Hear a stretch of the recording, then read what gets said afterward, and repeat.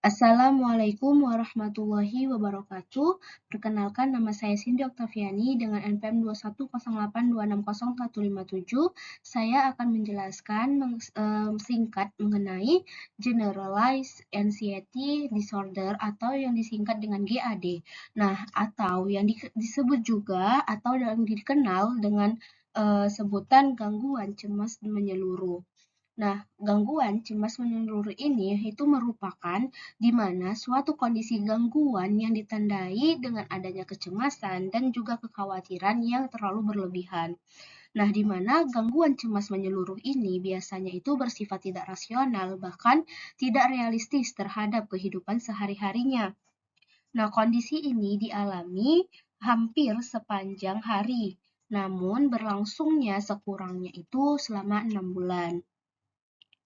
Nah, untuk etiologi dari gangguan cemas menyeluruh itu ada 4, di antaranya yang pertama yaitu adalah teori biologi.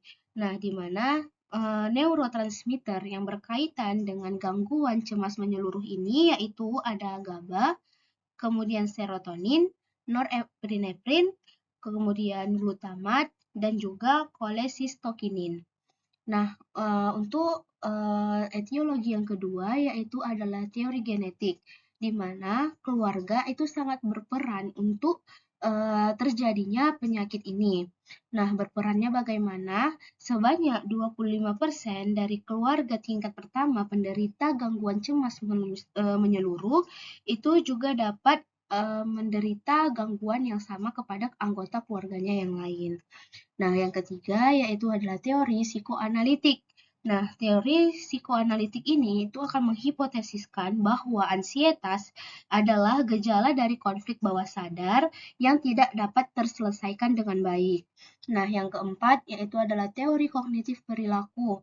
Nah, di mana pasien yang dinyatakan terkena gangguan cemas menyeluruh itu akan berespon secara salah dan tidak tepat terhadap suatu ancaman yang disebabkan oleh adanya perhatian yang selektif terhadap hal-hal negatif pada lingkungannya. Nah, adanya distorsi pada pemrosesan informasi dan pandangan yang sangat negatif terhadap kemampuan dirinya untuk menghadapi ancaman yang sedang dihadapi. Nah, untuk gambaran klinis dari pasien yang terkena gangguan cemas menyeluruh, yaitu yang pertama, kecemasan berlebihan yang mempengaruhi dari berbagai aspek kehidupannya. Kemudian adanya ketegangan motorik seperti bergetar, kemudian kelelahan, dan juga ada sakit kepala. Kemudian akan terjadi adanya hiperaktivitas pada otonom, seperti napas pendek, berkeringat, palpitasi, kemudian bisa juga terjadi pada gejala saluran bagian pencernaan. Nah, kemudian ada juga kewaspadaan secara kognitif dalam bentuk iritabilitas.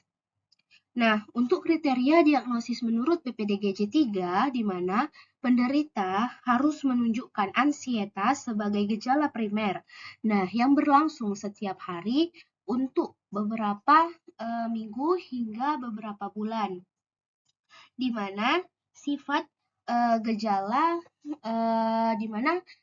gejalanya itu dapat dikenal dengan free floating atau kecemasan yang mengambang bebas, di mana perasaan free floating ini itu merasakan kalau misalkan perasaannya itu adanya khawatir atau gelisah yang kronis dan dapat menyebar tanpa ditujukan pada objek atau situasi tertentu. Atau juga free floating ini tuh juga disebut dengan kayak seperti mengambang bebas. Nah, gejala-gejala ini itu mencakup beberapa unsur seperti kecemasan, ketegangan motorik, overaktivitas otonomik. Nah, pada anak-anak itu akan terlihat adanya kebutuhan berlebihan yang ditenangkan serta keluhan-keluhan dari somatik yang berulang. Nah, adanya gejala-gejala lain yang sifatnya sementara untuk beberapa hari, kemudian khususnya depresi, dan tidak membatalkan dari diagnosis utamanya. Nah, untuk Kriteria lainnya menurut dari DSM-5 yaitu kecemasan ataupun kekhawatiran yang berlebihan yang timbul setiap hari, sepanjang hari, dan sekurangnya selama 6 bulan. Nah, kemudian penderita akan merasa sulit untuk mengendalikan kekhawatirannya. Nah, kecemasan dan kekhawatiran itu disertai 3 atau lebih dari 6 gejala, seperti yang pertama kegelisahan, kemudian merasa mudah lelah, kemudian bisa saja sulit berkonsentrasi, kemudian iritabilitas, adanya ketegangan otot, dan juga pasien yang mengalami gangguan cemas menyeluruh ini akan terjadi adanya gangguan pada proses tidurnya. Nah, kemudian kecemasan dan kekhawatiran atau gejala fisik itu akan menimbulkan gejala klinis yang bermakna atau gangguan pada fungsi sosial, pekerjaan, ataupun fungsi penting lainnya. Nah, gangguan tersebut atau gangguan-gangguan dari cemas menyeluruh itu tidak dapat dijelaskan dengan baik oleh pasien. Nah, misalkan kecemasan ataupun kekhawatiran yang mengalami serangan panik, kemudian ada evaluasi negatif pada gangguan kecemasan sosial, kemudian ada obsesi tentang kontaminasi atau obsesi lain pada gangguan obsesif kompulsif. Nah, untuk tata laksananya sendiri yaitu ada 2, di mana ada tata laksana secara farmakologi dan juga non-farmakologi. Nah, untuk tata laksana farmakologinya, untuk lini pertamanya itu ada golongan dari SSRI atau Selective Serotonin Reuptake Inhibitor, yaitu ada obat sertralin dan juga paroxetin. Kemudian untuk pengobatan selanjutnya bisa juga diberikan dari golongan benzodiazepin seperti diazepam, alprazolam, lorazepam, dan juga clobazam. Nah, kemudian yang ketiga yaitu dapat diberikan buspiron.